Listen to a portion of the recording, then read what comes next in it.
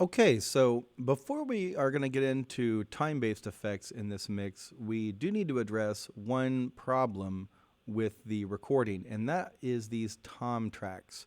Now, if I solo tom 1, you'll notice that the large spikes are the actual tom hits, and they're nice and loud. But then we have all this bleed. We have all this bleed from the other drums. Now, that's not exactly a deal breaker, but if we clean this up, we're going to have tighter control over the drum set as a whole.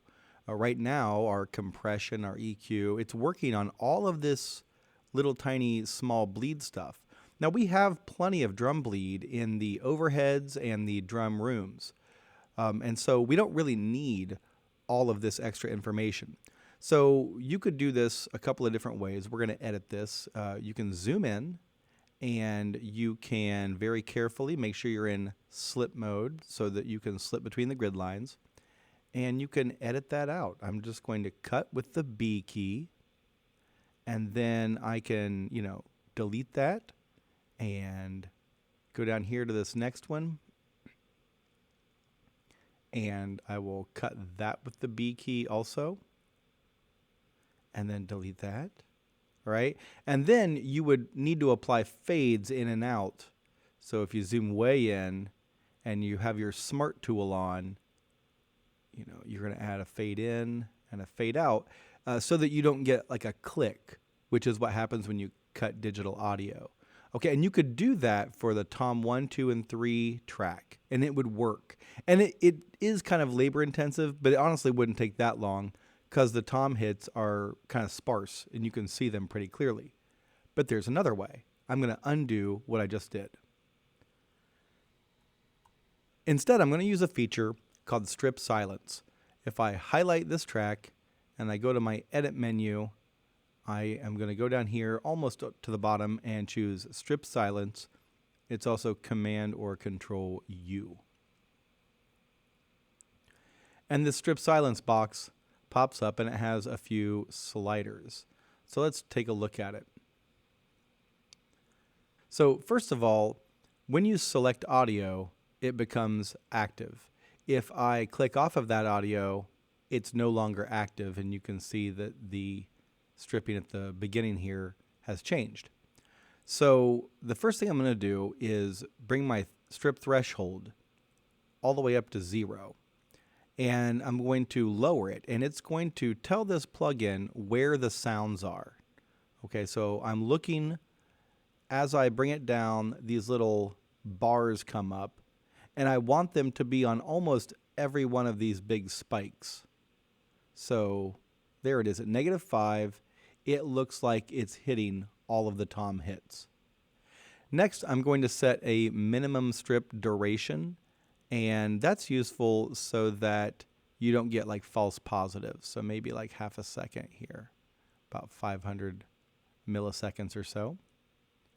Then I'm going to zoom in on one of these tom hits, and I'm going to go to the clip start pad. And this is going to move the strip silence feature like ahead of the drum hit by a few milliseconds. In other words, if we were to cut directly on the transient, we would risk losing some important sound. And it would also sound very unnatural. So I'm going to put a starting pad of maybe 50 milliseconds. Now the ending pad is actually a lot more important, because without it, if we cut all this, we won't get the tail of that tom, that bong part. It'll just be like pop. Okay, so we want to make the end pad. And I'm just using my eyes. As I drag the slider up, I'm looking at all those tom hits and seeing that I am getting the end of the wave. I might want to bring my starting pad out a little more. Give us room to add fades. There we go. And then I'm going to back out and see if I missed any tom hits. Possible that that's one right there. So what we can do is just click off of it and listen to it. And that is one. So what that tells me is that that's not That's too quiet for strip silence. So if I bring my threshold down a little bit more, I'm going to go back to -5. And I'm just going to remember that this is here. And I'm going to edit back from this point. So now that I have, 90% of the tom hits, and I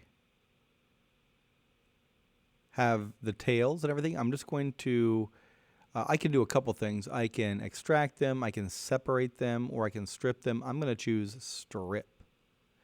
And it strips away all of the extra audio. And then I can zoom in here and roll this back to reveal that tom hit that we missed. And from there, I can manually strip that out with the B key. Now, like I said, if we just play this, there's going to be clicks.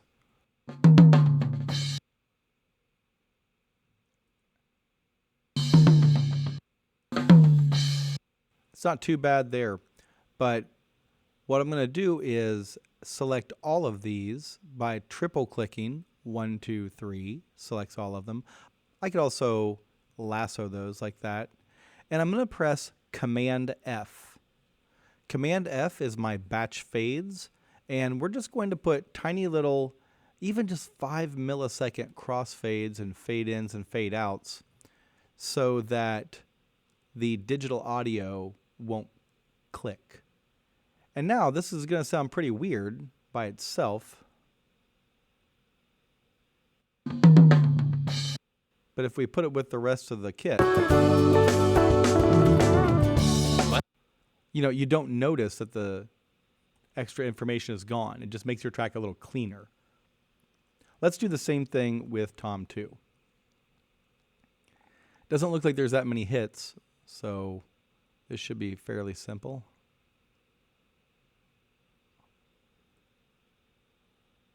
Well, looks like we're getting most of them there. We might be missing one right there. It's hard to tell. Let's see that. Yeah, that's definitely one. And let's back out and take a look. Looks pretty good. Let's strip. And now we can go through and listen to see if we had false positives. Like this right here is probably a false positive. Yeah, that's not anything. So I can just delete that. Same thing with this. Oh, that's a good tom hit. But you just want to go through and delete any false positives you have. All right. That's a cymbal hit. This is a little too long. There we go. And we're just cleaning this up. So this is strip silence. This is what you do. And then, oh, sorry, my screen's going everywhere. And then you apply the fades. That's not even anything. There's a tom hit. It just doesn't take that much. Let's hear this. And you can kind of see how the drummer hits, doon, doon, doon, kind of in a row like that. Let's listen to this. Nope, nothing there. And this. So I might trim that up just a bit. There we go. And again, I'm going to triple click on the track. 1, 2, 3. Command F.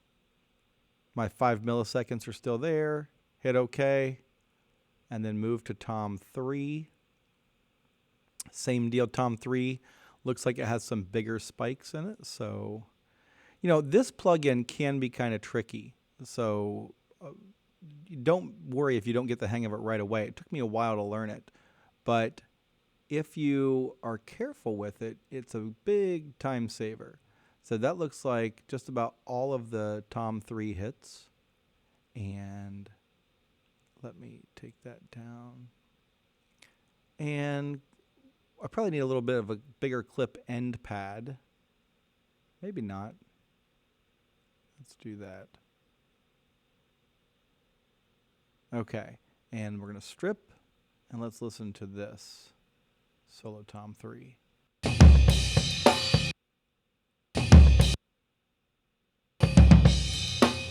So what I've done is I've inadvertently left in a lot of the extra information I didn't need. So I'm just going to hit Z to undo.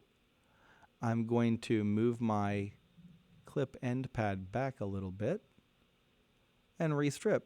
That's simple. Command F, batch fades. Now my toms are clean. And with clean toms, you can manage the kit a lot better.